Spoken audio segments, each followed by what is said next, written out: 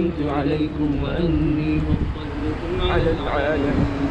واتقوا يوما لا تجزي نفس عن نفس شيئا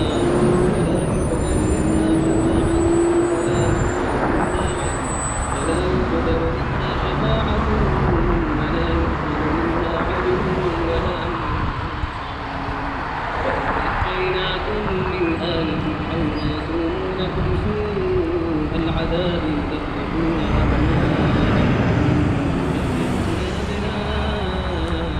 ويستحيون نساءكم في ذلكم بلاء من ربكم عظيم.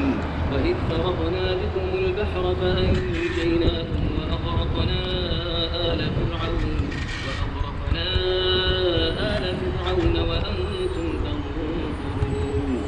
وإذ واعدنا موسى 40 ليلة ثم اتخذتم العجل من بعده وأنتم ظالمون ثم عفونا عنكم من بعد ذلك لعلكم تشكرون. وإذ آتينا موسى الكتاب والفرقان لعلكم تهتدون. وإذ قال موسى لقومه يا قوم إنكم ظلمتم أنفسكم باتخاذكم العجل فتوبوا إلى بارئكم فاقتلوا أنفسكم ذلكم خير لكم عند بارئكم فتاب عليكم إنه هو التواب الرحيم. وإذ قلتم يا موسى لن نؤمن لك حتى نرى الله جهرا فأخذتكم الصاعقة وأنتم تنظرون ثم بعثناكم من بعد موتكم لعلكم تشكرون.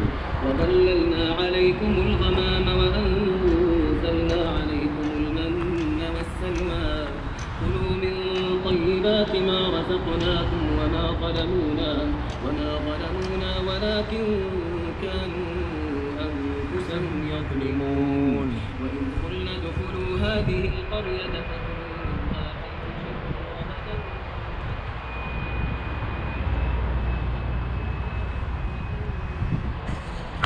Assalamu alaikum. Inshallah, I already arrived the masjid. I'll see you in the next video. Thank you for joining me. Jazakumullahu khairan. Wassalamu alaikum wa rahmatullahi wa barakatuh.